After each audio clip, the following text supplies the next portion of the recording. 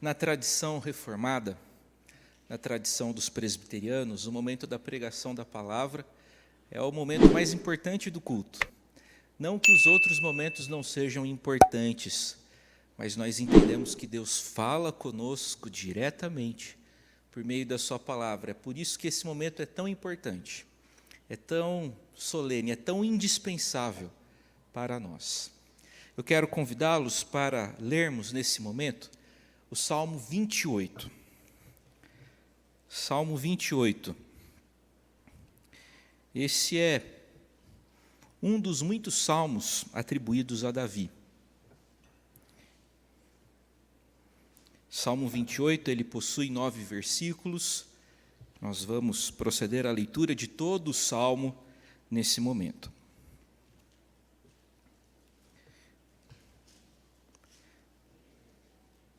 Salmo 28.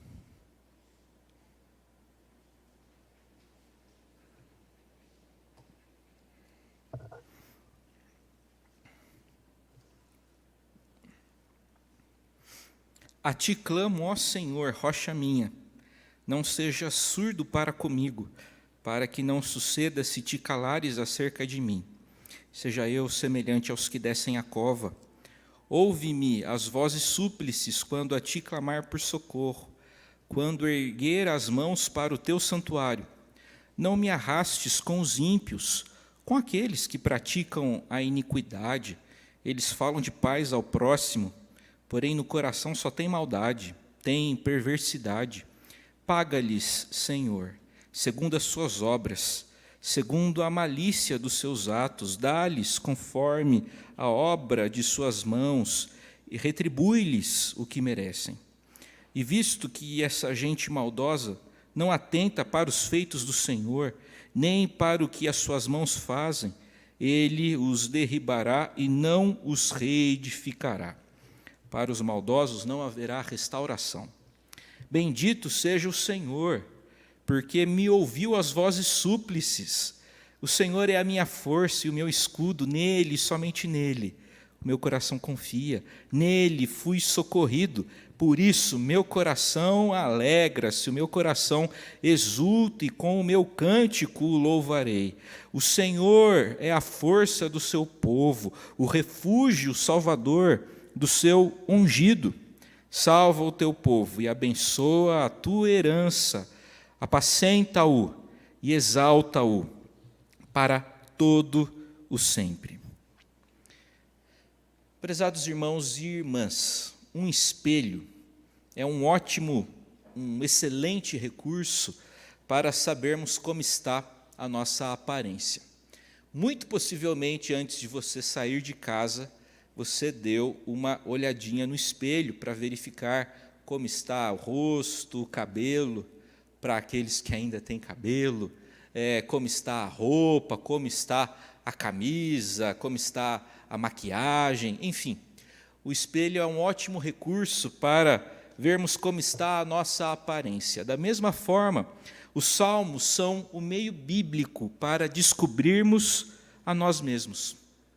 Assim como um espelho mostra como está a nossa aparência, como está o nosso rosto, os salmos mostram o formato das nossas almas e as medidas do nosso pecado, realidades profundas dentro de nós, escondidas e obscurecidas ali na nossa intimidade, e que não podem permanecer inalcançáveis ou intocáveis, se é nosso desejo o crescimento espiritual. Se você pretende, se você almeja crescer, progredir do ponto de vista espiritual, você precisa sim encarar todos os esqueletos que estão dentro do armário do seu coração. E os salmos nos ajudam a nos compreendermos e também a identificarmos as nossas fragilidades, a identificarmos as nossas incoerências, a identificarmos as nossas fraquezas. Através dos salmos, nós somos auxiliados nesse sentido de nos descobrirmos diante da presença do Deus que é perfeito. Quando nos aproximamos dos salmos, é absolutamente indispensável considerarmos o fato de que os salmos são concomitantemente poesia e oração. Poesia é linguagem empregada com interesse, é linguagem empregada com propósito, é linguagem empregada com estética. A poesia consegue tratar do que é profundo, do que é intenso e daquilo que também é íntimo, ou seja, a poesia tem a capacidade, tem a propriedade de revelar as nossas raízes. A poesia não se ocupa apenas com trivialidades, com coisas de pouca importância, pelo contrário, ela se ocupa com aquilo que muitas vezes está latente, mas que a gente se esquece e negligencia. Nesse sentido, os salmos não oferecem apenas ideias sobre Deus. Os salmos tratam do que significa efetivamente ser um humano vivendo para a glória do Senhor. Os salmos são, em primeiro lugar, poesias. Mas os salmos são também orações. E, diferentemente de poesia, de oração, a gente que é crente, a gente entende. Diferentemente de poesia, a gente entende de oração. Será? Será? Nosso hábito, muitas vezes, é conversarmos sobre Deus e não com Deus. Muitas vezes nós, infelizmente, tristemente, preferimos discutir ideias sobre Deus do que discutir com Deus. Preferimos falar sobre Deus do que efetivamente falar com o Senhor. Os salmos resistem a essas discussões infrutíferas na grande maioria dos casos. A oração exige que nós lidemos diretamente com Deus, com esse Deus vivo e santo e que deseja nada mais, nada menos do que a renovação total de nossas vidas. Oração é sempre resposta dada à palavra de Deus. Vamos convir que essas respostas que nós damos a Deus nem sempre são bem articuladas, nem sempre são elaboradas. Às vezes, a oração ocorre sob a forma de gemido, de soluço, de choro, de silêncio. A oração pode assumir variadas formas e manifestar-se de diferentes modos. Mas o importante é sabermos que oração é essa resposta que damos ao ser divino. Bem, depois dessas informações mais gerais, mais genéricas, nós temos agora condições de nos aproximarmos do Salmo 28 e aprendermos diversas e preciosas lições para as nossas vidas espirituais.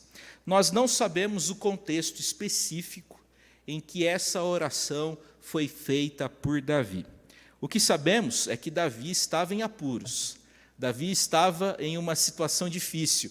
E situações assim não foram poucas, não foram irregulares, não foram infrequentes na trajetória desse destacado servo do Senhor. Davi passou por poucas e boas.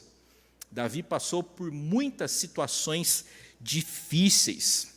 Não tem importância não sabermos o contexto que deu origem a essa oração, pois os cenários de vida dos salmos não são geográficos, tampouco culturais, e sim interiores.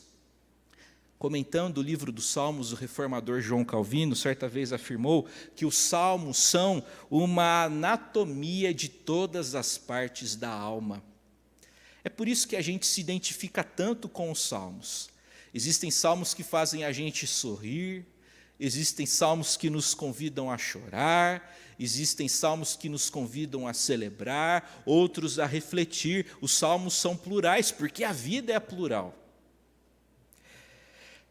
Meus irmãos, eu quero destacar 3 lições que a gente pode e deve aprender com o Salmo 28.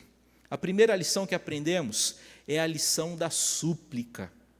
A primeira parte do Salmo 28 compreende os 5 primeiros versículos, e em todos esses 5 primeiros versos nós encontramos Davi suplicando, implorando a graça do Senhor sobre a sua vida e sobre os seus. Aqui, nesses versos iniciais do Salmo 28, nos deparamos com um homem que não tinha a menor reserva, a menor vergonha de pedir alguma coisa, de solicitar alguma coisa. Sabe aquele embaraço que muitas vezes o adulto sente na hora de pedir alguma coisa para alguém? Isso simplesmente não se aplica a Davi.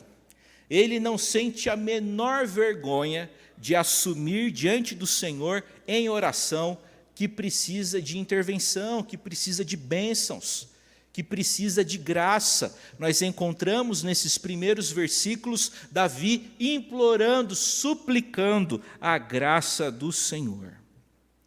Davi inicia seu salmo declarando que se valeria unicamente do socorro divino. A ti clamo, ó Senhor. Davi entende, Davi compreende que pode sim lidar, tratar diretamente com o Senhor. Ele tem essa ousadia santa e bonita que o crente tem de falar, de dirigir-se ao eterno Deus. A ti clamo, ó Senhor. Embora os homens sofram com um enorme volume de problemas, poucos são os que efetivamente recorrem a Deus. Embora os homens sofram demais, tenham que lidar com muitos problemas, poucos são os que efetivamente imploram a graça e o socorro do Senhor. Eu tenho muito carinho pelo reverendo Renan Gustavo. Aqueles que estão aqui já há algum tempo vão se lembrar dele. Ele trabalhou aqui conosco como seminarista, estudou aqui no Seminário Presbiteriano do Sul, em Campinas, onde eu também estudei, e trabalhou aqui conosco como seminarista. Hoje é pastor lá em Campo Mourão, no Paraná. E ele disse que, certa vez, pegou o Uber para voltar para o seminário no domingo à noite. Essa turminha de seminário agora é Nutella, né? Na minha época, eu ia embora de ônibus, domingo à noite, descia na rodoviária do centro e ia para o seminário andando. Mas deixa de me congratular aqui, né? O Renan disse que pegou um Uber e começou a conversar. E o motorista do aplicativo estava muito triste, estava desesperado. Era formado, engenheiro formado, estava desempregado, precisava trabalhar como motorista de aplicativo e muito triste, muito chateado, começou a chorar. E o Renan disse, é difícil mesmo, é complicado. Sabe aquelas coisas que a gente geralmente diz para alguém que está passando por uma situação difícil? E ele disse que enquanto fazia isso, algo veio ao seu coração. E era aquela voz do Senhor, era o Espírito falando com ele. Renan, falar que está difícil, todo mundo pode falar. Agora, falar que existe salvação em Jesus e esperança no Senhor, isso só o crente pode fazer. Renan, para de concordar e começa a pregar. E ele disse que enquanto estava ali no carro, ele começou a compartilhar de Jesus e o homem foi extremamente tocado pelo Senhor. Meu irmão, muitas pessoas passam por problemas, mas são poucos os que efetivamente recorrem a Deus. Você e eu devemos ser instrumentos do Senhor a fim de conscientizar os demais, aqueles que convivem conosco, a implorarem a graça do Senhor sobre as suas vidas. Reclamar todo mundo pode, agora pregar, anunciar esperança e salvação, isso só o crente tem o privilégio de fazer. E pregar o Evangelho é a única coisa que os crentes podem fazer aqui e que não poderão fazer na glória. Meus irmãos, Davi orou fervorosamente a respeito do seu problema, mas o Senhor simplesmente não lhe respondia. Observe o verso 2: ouve-me as vozes súplices quando a ti clamar por socorro, quando erguer as mãos para o teu santuário. Davi está experimentando o silêncio de Deus. E eu acredito que você já experimentou isso. Sabe quando você ora em favor de alguma coisa e aquele problema ou aquele desejo simplesmente não é resolvido ou não é atendido? Sabe quando você tem a infeliz sensação de que o Senhor não está ouvindo a sua oração? Isso aconteceu com Davi. E olha, isso acontece comigo. Isso acontece com todo crente. Você não está sozinho nessa. Todos nós experimentamos períodos de aparente silêncio da parte do Senhor. E Deus permanece quieto, não obstante a intensificação da oração do salmista. Se a gente ler atentamente os primeiros versos, a gente vê que no verso 1, Davi clama a Deus. No verso 2, ele clama por socorro divino. Ele ergue as mãos em direção ao santuário, que era símbolo da presença de Deus com o seu povo. Ou seja, Davi está intensificando a sua vida de oração. Todavia, apesar dessa intensificação, Deus permanece quieto. Deus permanece em silêncio. Você já experimentou isso? Orar, orar, ir orar, e Deus permanecer quieto? Orar, jejuar, interceder, e as coisas não mudarem? Esse é o caso de Davi, no Salmo 28. Sabemos que ele estava em meio ao sofrimento, porém, pior do que ser entregue ao sofrimento, é ser entregue à vontade dos ímpios e ser entregue com eles à vergonha que eles merecem. É disso que o salmista Davi trata nos versos 3 a 5. Davi não quer sofrer na companhia dos ímpios. Davi não quer sofrer na companhia daqueles que são injustos, zombadores, caluniadores.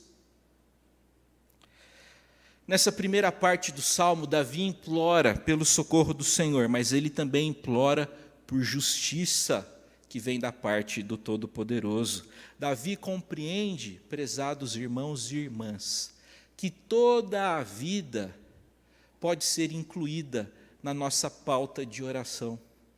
Você sabia disso? Você pode e deve orar por tudo o que acontece na sua vida. Você pode e deve fazer isso. Às vezes a gente imagina que alguns assuntos são interditados. Deus é grande demais para se importar com isso. Deus tem coisa melhor para fazer. Às vezes a gente alimenta esse tipo de compreensão. Mas saibam que o Senhor se interessa por nós. E nós podemos implorar e rogar a bênção do Senhor sobre todas as coisas que envolvem a nossa vida, desde a nossa vida financeira, como a nossa vida emocional e sentimental. Apresente toda a sua vida ao Senhor. Oração é meio de graça. Oração é um canal pelo qual Deus conduz a sua bênção até nós. A primeira lição que aprendemos com o Salmo 28 é a lição da súplica. Implore a graça do Senhor sobre a sua vida e estimule outros a recorrerem ao Senhor, a implorarem a bênção do Senhor, a suplicarem a intervenção do Senhor. A segunda lição que aprendemos é a lição do louvor. De repente, o Salmo muda. Você que prestou bastante atenção na leitura, reparou que existe uma grande transformação do verso 5º para o verso 6º. Apesar de não ser classificado como um salmo de lamento, o Salmo 28 possui esse movimento típico dos salmos de lamento, essa alteração da insatisfação para o louvor, da desconfiança para a confiança. É isso que acontece no Salmo 28. O homem que tem muitas demandas nos 5 primeiros versos, a partir do verso 6º, bendiz o nome do Senhor. Deus ouviu a sua oração. Meus irmãos, o Salmo 28 ensina-nos a bonita lição do louvor. O cântico que Davi endereça ao Senhor encontra-se no verso 6º, que diz: bendito seja o Senhor, porque me ouviu as vozes súplices. Davi adora a Deus por seu livramento e não se envergonha de confessar, de admitir e de compartilhar com outros aquilo que ele já experimentou. Bendizer a Deus significa adorar ao Senhor expressando amor e gratidão por tudo que Ele é, por tudo que Ele fez, por tudo que Ele faz e por tudo que Ele haverá de fazer em nossas vidas.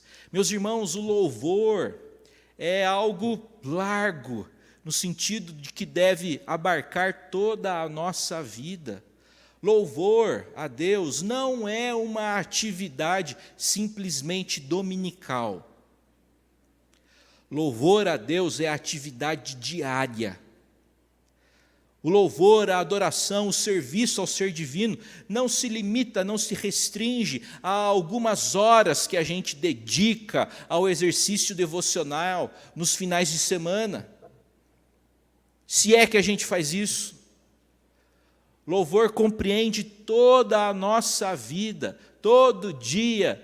O crente deve ter esse desejo, essa ambição santa, essa meta sublime de louvar a Deus em todo o tempo.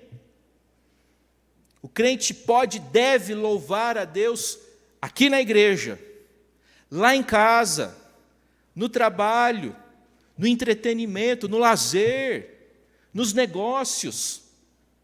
O Senhor deve ser louvado, adorado e glorificado em tudo aquilo que a gente faz. A gente aprende com Davi, no Salmo 28, a sempre louvarmos ao Senhor. Eu gosto muito da ideia do termo louvor na língua hebraica. A expressão hebraica traduzida por louvor possui dois grandes sentidos. O primeiro sentido é de satisfação no reconhecimento das virtudes de um ser superior. Louvor é isso, é ter satisfação em reconhecer a grandeza e a superioridade do Senhor. Às vezes a gente até reconhece a superioridade de uma outra pessoa, de um outro time de futebol, enfim, a gente até reconhece a superioridade do outro, mas a gente não gosta disso. Lá no fundo a gente desgosta de concluirmos que outro se deu melhor do que nós, de que o argumento do outro foi melhor que o nosso. Aqueles que são casados, é ruim demais perder uma discussão com o cônjuge, né? É ruim. E eu sou daquele que sempre encontra ótimas respostas 30 minutos depois da briga. Puxa, eu devia ter falado isso, se eu tivesse falado isso, ela não ia ter argumento. Vocês sabem que, eu ia falar que é brincadeira, vocês sabem que não é, né? Mas vocês sabem que casamento não pode ser assim, né? Querer vencer o outro em argumento. Mas é o que às vezes acontece, né? Então, louvar a Deus é você ter satisfação no reconhecimento da superioridade do Senhor, nas virtudes do Senhor.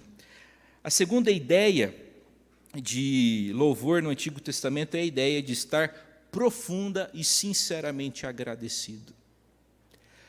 Na oração que a Isabel fez minutos atrás, eu gostei, que ela falou para Deus o seguinte: Senhor, que a gente não cante ao Senhor apenas por conta da melodia ou pela empolgação do momento, porque a melodia é bonita. Que o nosso canto seja a tradução daquilo que a gente sente, que a gente declare a grandeza do Senhor de fato e de verdade. Essa é a segunda lição que aprendemos com o Salmo 28, a lição do louvor. A terceira e última lição que aprendemos com o Salmo 28 é a lição da confiança em Deus. Davi encerra o Salmo 28 encorajando o povo com aquilo que ele aprendeu com o próprio Deus. Deus não apenas salvaria seu rei ungido, no caso ele, como também salvaria seu povo Israel.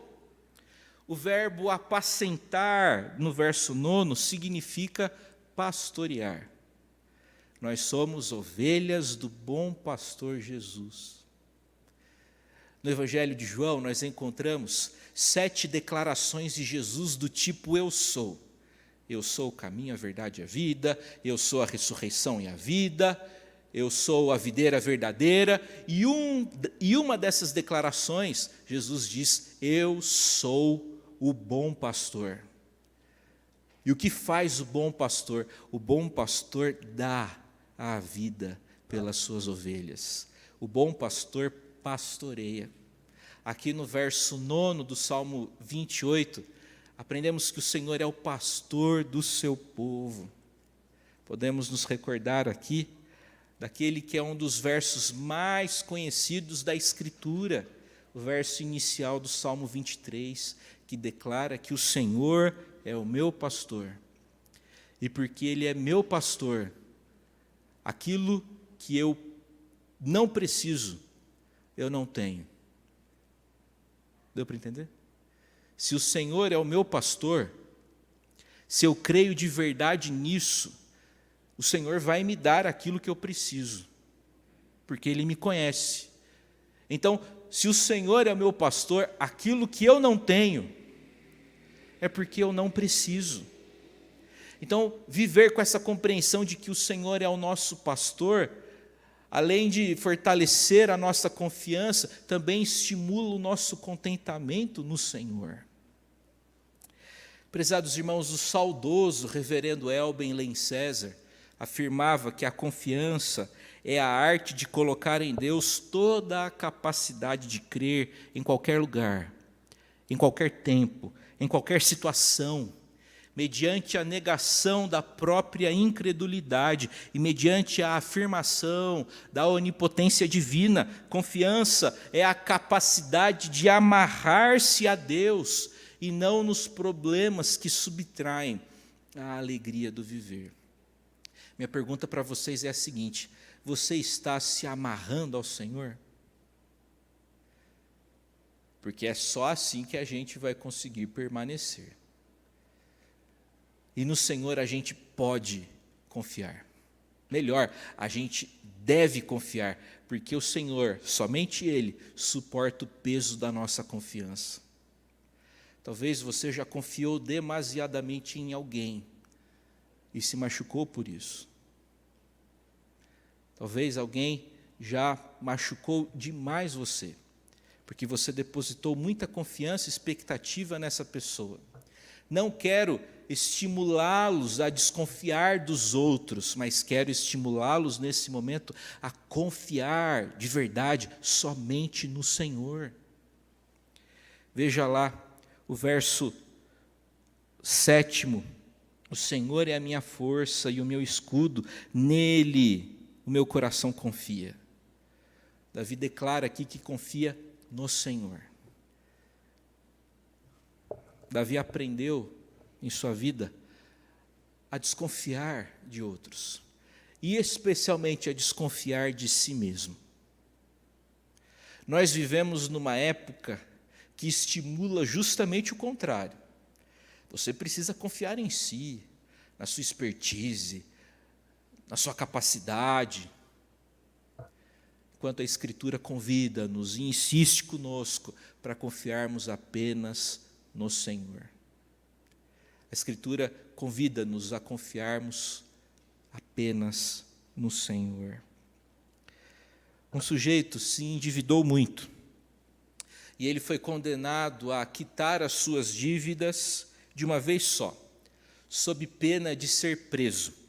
Coincidentemente, nessa mesma época, uma outra pessoa se viu no mesmíssimo problema e recebeu a mesmíssima recomendação: olha, você precisa pagar as suas dívidas. Ambos os indivíduos procuraram ajuda na família, ninguém tinha dinheiro. Também recorreram aos bancos e os bancos negaram o empréstimo. E aí ambos tinham amigos de infância que eram ricos e resolveram ligar para esses amigos. O primeiro conversou com o seu amigo de infância, contou a história, e o amigo disse: olha, pode deixar que amanhã cedo eu vou fazer para você um Pix. Eu ia falar transferência, mas hoje em dia o negócio é Pix. Quer dizer, ele nem esperou o outro dia. Não, para a história dar certo, precisa esperar outro dia. Tá? Olha, amanhã eu faço um Pix para você. O outro também ligou para o seu amigo e o amigo disse, olha, amanhã cedo eu faço um Pix para você. O primeiro deitou e conseguiu dormir. Por quê? Porque aquele seu camarada sempre cumpria com a sua palavra.